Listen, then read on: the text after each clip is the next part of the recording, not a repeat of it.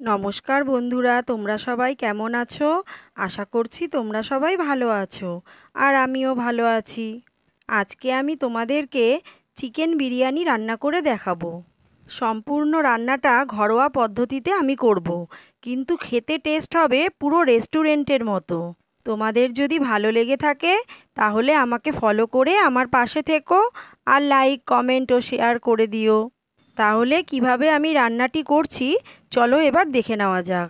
প্রথমে আমি চিকেনগুলোকে ভালো করে ধুয়ে নিয়েছি। এবার পরিমাণ মতো লবণ আর শুকনো লঙ্কার গুঁড়ো, অল্প একটু বেসন দিয়ে মাংসটাকে ভালো করে মেখে রেখে দেবো। এতে কি হবে, মাংসটা খুব নরম হবে। এবার আমি বিরিয়ানি করার জন্য হাঁড়ি বসিয়ে দিয়েছি। এখন রিফাইন তেল দিয়ে দিলাম। পুরো রান্নাটাই রিফাইন তেলে হবে। তেলটা গরম হয়ে গেলে দিয়ে দেব নুন আর লঙ্কার গুঁড়ো দিয়ে মেখে রাখা আলুগুলোকে দিয়ে দিলাম। আলুগুলোকে এবার একটু লাল লাল করে ভেজে নেব। বন্ধুরা, পুরো ভিডিওটা দেখার পরে তোমাদের কেমন লাগলো আমাকে অবশ্যই কমেন্ট করে জানাবে। আলুগুলোকে লাল করে ভাজতে হবে। বিরিয়ানির আলু তো একটু বড় বড় করে কাটতে হয়। এবার আলুগুলো সব ভাজা হয়ে গেছে, আমি অন্য একটি পাত্রে তুলে নিয়েছি। এখন মেখে রাখা মাংসগুলোকে দিয়ে দিয়েছি। মাংসগুলোকেও ভেজে নেব। মাংসটাকে ভেজে নিলে আরও খেতে খুব সুন্দর লাগে। আমি বাড়িতেই বিরিয়ানি বানাই, সে মটন বিরিয়ানি হোক আর চিকেন বিরিয়ানি হোক, পুরো খেতে টেস্ট হয় দোকানের মতো। এবার মাংসগুলোকে তুলে নেব। মাংসগুলো ভাজা হয়ে গেছে। অন্য একটি পাত্রে মাংসগুলোকে তুলে নিলাম। এখন দিয়ে দেব পেঁয়াজ কুচি। পেঁয়াজটাকে লাল লাল করে ভেজে নেব। বন্ধুরা, তোমরা কে কে বিরিয়ানি খেতে ভালোবাসো আমাকে অবশ্যই কিন্তু কমেন্ট করে জানাবে। আমি খুব ভালোবাসি বিরিয়ানি খেতে। আমার ছেলেও খুব ভালোবাসে। বিরিয়ানির চালটাকে প্রায় 2 ঘন্টা মতো আমি জলে ভিজিয়ে রেখে দিয়েছিলাম। এরপরে ভাতটা করে নেব। এবার পেঁয়াজগুলোকে ভাজা হয়ে গেছে। এখন আমি দিয়ে দিয়েছি আদা রসুন বাটা। আদা আর রসুনটাকে মিক্সিতে পেস্ট করে নিয়েছিলাম। ভালো করে আদা রসুন বাটাটাকে কষাতে হবে। এরপরে দিয়ে দেব ভেজে রাখা আলুগুলোকে। আলুগুলোকে দিয়েও ভালো করে কষিয়ে নেব।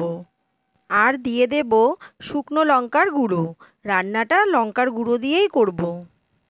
এখন দিয়ে দিয়েছি পরিমাণ মতো দুধ। রান্নাটা কিন্তু ঢাকা দিয়ে দিয়ে করব, আর গ্যাসের আঁচটাকে একদম কমিয়ে কমিয়ে করব। এতে কি হবে, আলুটাও সেদ্ধ হয়ে যাবে আর টেস্টটাও ভালো হবে। এখন দিয়ে দিয়েছি টক দই, বিরিয়ানির মশলা, গোলাপ জল, কেওড়া জল, আর মিঠা আতর, আর ঘি দিয়ে দিয়েছি।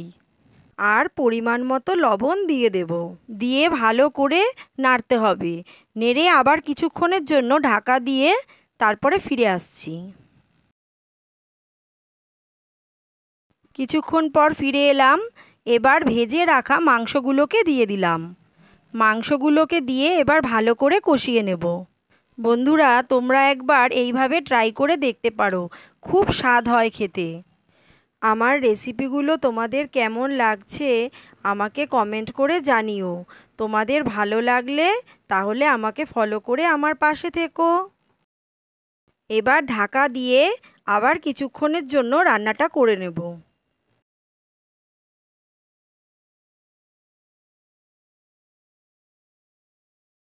কিছুক্ষণ পর ফিরে এলাম। মাংস আর আলু সব কিছু সেদ্ধ হয়ে গেছে। ভাতটা আমি করে রেখেছিলাম। এবার আমি ভাতটাকে লেয়ার করে করে সব সাজিয়ে দেব। তারপরে বিরিয়ানিটা দমে বসিয়ে দেব। এই যে এইভাবে আমি লেয়ার করে করে সব ভাত আর মাংস, আলু এইভাবে সাজিয়ে দিচ্ছি। দিয়ে চাপা দিয়ে দম দিয়ে দেব। তারপরে কিছুক্ষণ পর ফিরে আসছি। আর দিয়ে দেব পরিমাণ মতো ঘি। গ্যাসের আঁচটাকে একদম কমিয়ে দম দেব। কিছুক্ষণ পর ফিরে আসলাম। আমাদের বিরিয়ানির দম দেওয়া কমপ্লিট হয়ে গেছে। দেখো তো বন্ধুরা, কেমন লাগছে দেখতে। এবার গরম গরম পরিবেশন করে নিলেই হয়ে যাবে। যেরকম দেখতে হয়েছে সেরকম খেতেও কিন্তু টেস্ট হয়েছে, দারুণ হয়েছে খেতে। তোমাদের কেমন লাগলো আমাকে কিন্তু অবশ্যই কমেন্ট করে জানাবে বন্ধুরা। আর ভালো লাগলে আমাকে ফলো করে আমার পাশে থেকো, আর লাইক কমেন্ট ও শেয়ার করে দিও। তাহলে আজকের মতো এইটুকুই। আবার তোমাদের সামনে হাজির হয়ে যাব নতুন ভিডিও নিয়ে। তোমরা ভালো থেকো, সুস্থ থেকো। টাটা বন্ধুরা।